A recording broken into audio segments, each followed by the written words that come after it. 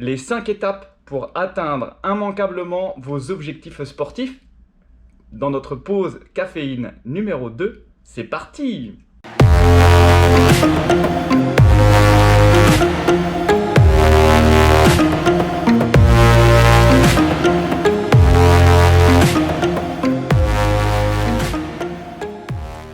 Alors, en premier lieu, super important, puis ça pour un entraîneur c'est absolument extraordinaire également, il faut vous fixer des buts spécifiques en termes précis, apporter le plus de précision possible à l'élaboration de votre plan par la suite. Fixez-vous des buts à long terme, à moyen terme et à court terme.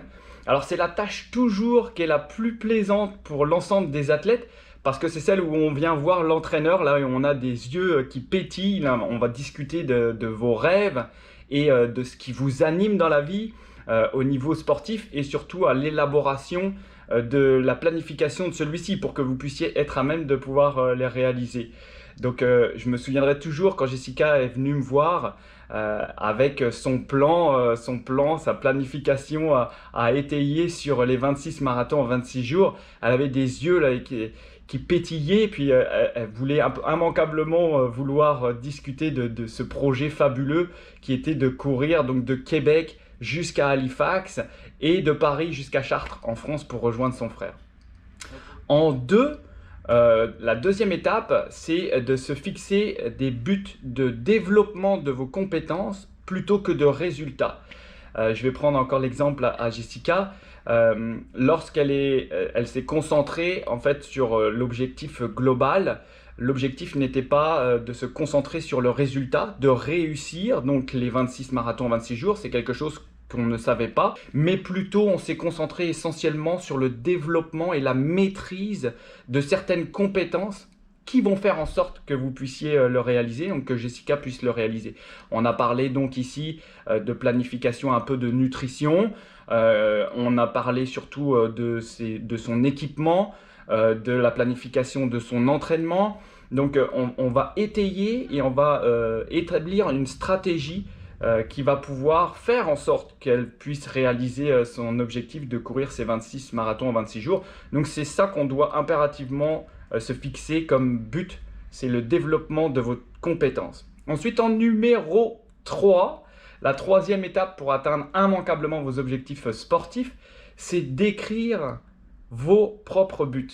Alors, ça peut se matérialiser avec, on entend parler souvent de tableaux de visualisation à l'heure actuelle, ça peut être sur un cahier, des notes, des fiches, des posters. Et là encore, je vais vous donner l'exemple à Jess. On en avait placardé un petit peu partout. Alors, on avait le plan global, là, on va dire le tableau de visualisation. En fait, c'était la carte. On avait acheté une énorme carte du Canada où on avait les 3 provinces à traverser. On voyait tout le tracé de Québec jusqu'à Halifax, également de Paris jusqu'à Chartres en France. Donc ça, c'était placardé en gros, en énorme sur notre mur de notre salon. Ensuite de ça, on avait commencé à détailler davantage les 26 marathons avec des fiches. Donc on commençait à mettre des chiffres sur les étapes qu'elle allait avoir à vivre. Donc est-ce qu'il y allait y avoir du dénivelé dans son parcours? Quelles étaient les distances à réaliser? Où est-ce qu'on allait pouvoir s'arrêter? Donc écrire le plus de détails possible pour pouvoir faire en sorte en fait d'intégrer, de visualiser davantage ce à quoi on va pouvoir s'attendre dans la réalisation de notre objectif. Quatrième étape, vraiment aussi essentielle et super importante, puis là c'est moi qui en fais partie, alors je suis choyé. Il faut impérativement que vous puissiez être bien entouré. Avoir un bon entourage autour de vous va constituer un renforcement positif vers la réalisation de vos objectifs. On va chercher davantage des personnes autour de nous qui sont à même de pouvoir nous encourager nos progrès, nos améliorations durant nos entraînements, parce qu'effectivement ça sera pas toujours simple et facile, mais au moins d'avoir des personnes autour de soi, des personnes contacts qui sont là pour trouver des solutions en cas de problématique et non être dans le jugement. On n'a pas besoin de ça. C'est vraiment essentiel, et elle l'a vu également dans la réalisation même des marathons. C'est moi qui recevais tous les témoignages de tout le monde sur les réseaux sociaux. Être bien entouré, c'est une source c'est une source vraiment précieuse pour pouvoir continuer d'avancer. Je l'ai vu au marathon, je crois que c'était le 17e, où Jessica avait le goût de stopper. Et c'est simplement un petit écrit d'un de nos amis qui a fait en sorte que Jessica a reconnecté, clac.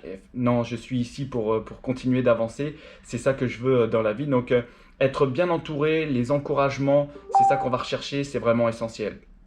Cinquième point important, cinquième étape pour réaliser immanquablement vos objectifs sportifs, c'est d'évaluer les progrès dans la réalisation de vos buts.